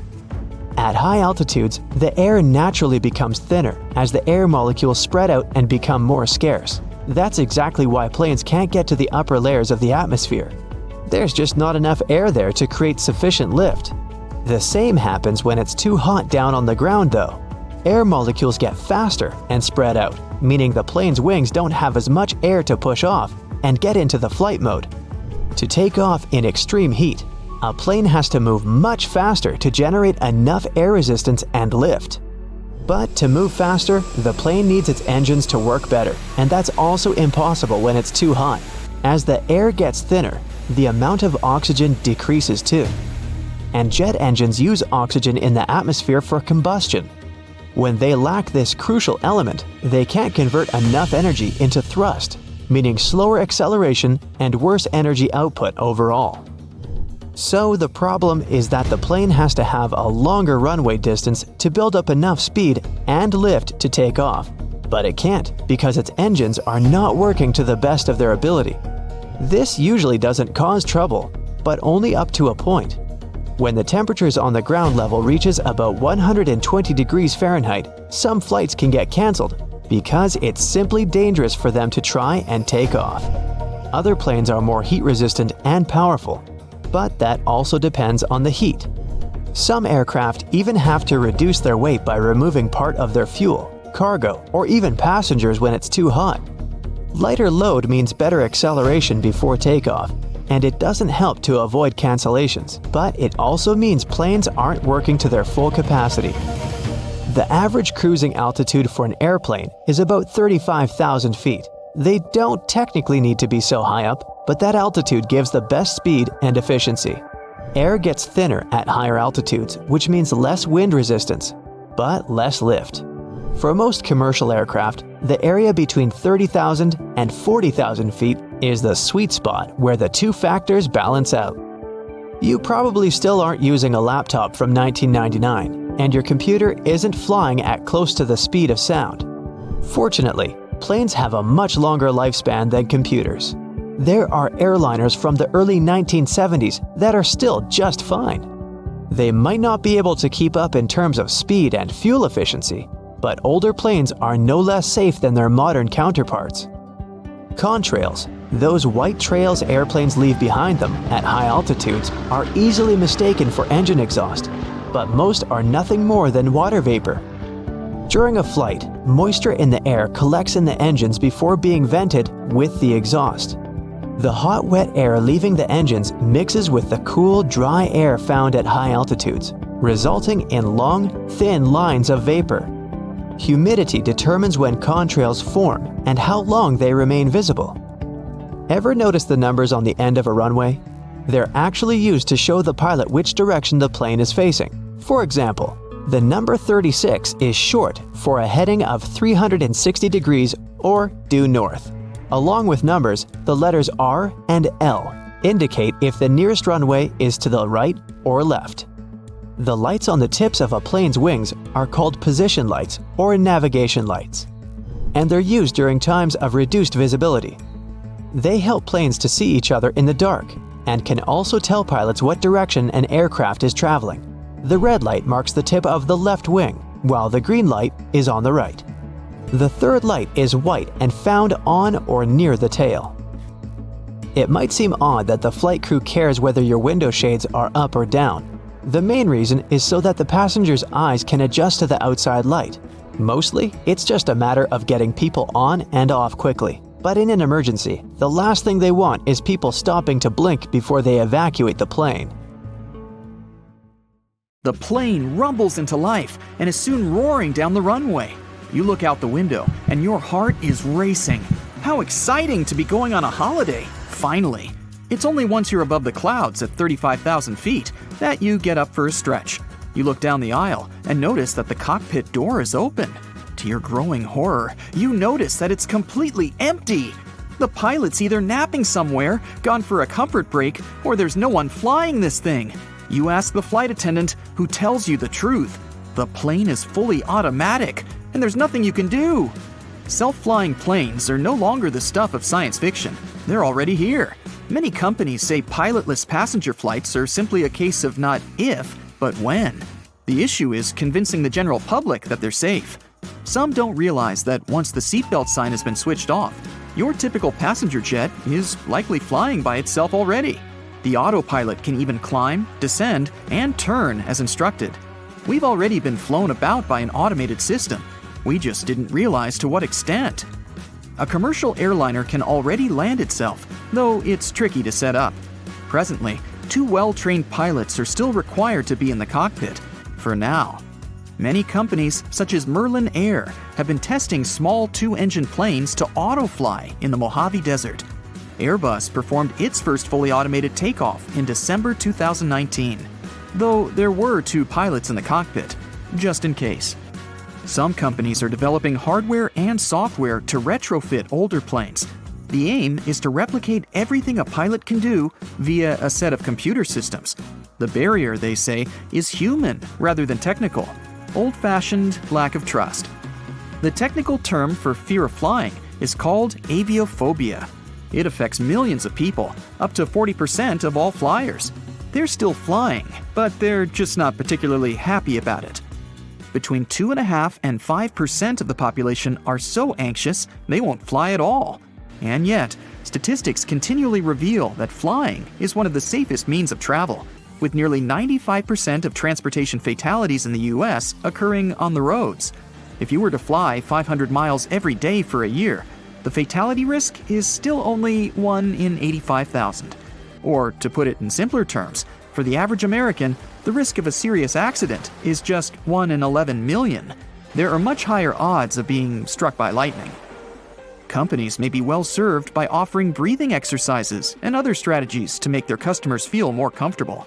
It's surprising that airlines haven't already implemented a variety of programs to make travelers feel more relaxed. After all, many of these air accidents are caused by human error. Being automated may be a safer option. Then there's the other argument that it takes humans to create the automated systems.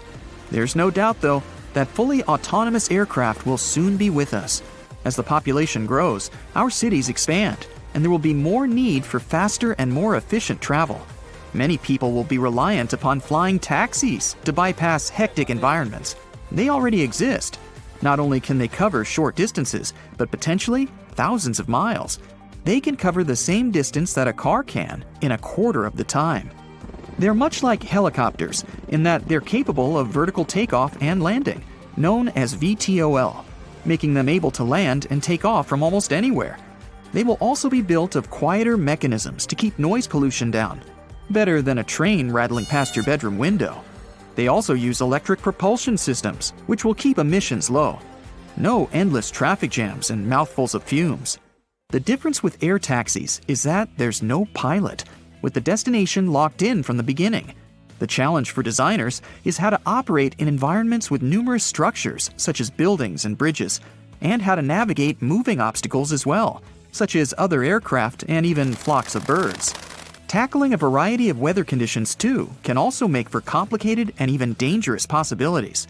Superstorms, dust storms, snow, wind gusts, and even tornadoes can pose real problems. It's not like you can instruct your cabbie to take a different route. Or will we be able to do just that? Perhaps we could verbally tell the system to divert from its projected pathway. This is the same situation for planes, particularly in terms of weather and air turbulence. There is still much more work to do. Air taxis can only accommodate a limited number of people, though it's projected that short-range flights could carry up to 14 people. There is so much confidence in these vehicles that a startup company, Skyports of Melbourne, Australia, want to start operating a large-scale nationwide air taxi base by 2025. Other large corporations are also in the air taxi race, such as Boeing, Airbus, and Toyota. With larger planes already capable of pilotless flight, you may be wondering, why isn't this happening already? People will surely get used to it. Well, there are a few obstacles. There are regulations that are yet to be drawn up. Business people are already saying that regulators are falling behind, and that air taxis alone could be a multi-trillion-dollar industry within just 2 decades. Not all experts agree that the technology is reliable. Some pilots have also stated that automatics can malfunction and that someone must be there to take over. They also point to weather events that cannot be predicted and require the speed of human intervention. You could also argue that the pilots are going to say things like that because, well, they don't want to lose their jobs, and who can blame them? Yet they're not wrong. The Boeing 737 MAX, for example, was grounded in 2019 after 2 well-known crashes, one in Indonesia and the other in Ethiopia. The reason, in its simplest form, was due to flaws in the flight stabilization program. Incidents such as these only reinforce the fear. While pilots rightly say they've had to intervene when computer systems don't function correctly, in return, there's been documented crashes because pilots did not trust their systems and ignored warnings. There's also a very important factor to take into account. Research has suggested that without pilots, airlines could save $35 billion a year, and that's a lot of motivation. Regardless, the industry is changing, and there's increased development every year. Sophisticated sensors, improved cameras, self-assessing systems. Despite these advances, though, basic questions are yet to be fully answered. What would the automatic pilot do if there was an emergency? Could it automatically scope out a place to land safely? Could it put out a distress call? And how would it communicate with air traffic control? This uncertainty is what makes people fearful. We only have to look to drones to see what's already possible. Whether operated via smartphone or from onboard a ship, drones are unmistakably becoming more commonplace and performing an array of tasks. From filming whales to delivering parcels and long-range intelligence gathering, they map inaccessible terrain and use thermal sensors for search and rescue operations. They can even drop in supplies in disaster situations. They're literally saving lives. Their usage has tripled from 2019 to 2021 and is expected to do so again by the end of 2022. And yet, none of this is actually new. Over a century ago, the British developed unmanned aerial vehicles, or UAVs. They managed to fly a radio-controlled monoplane on March 21, 1917. More prototypes were developed over the decades, and in the 1940s, thousands of pilotless drones, or OQ-2 radio planes as they were known, were built. Many variations have been used ever since. Model enthusiasts have been using radio-controlled toy planes for decades. Drones continue to grow in popularity due to their high level of convenience and effectiveness. For these reasons and more, the technological advancements continue at breakneck speed. And yet, their full potential has not been reached, not by a long shot. If drones can be used for such extraordinary means, imagine what pilotless planes could do. The sky is literally the limit. While many are still fearful, people have already been flying for well over 100 years. The technology is there. It's whether the public is ready, in a manner of speaking, to take the leap that counts.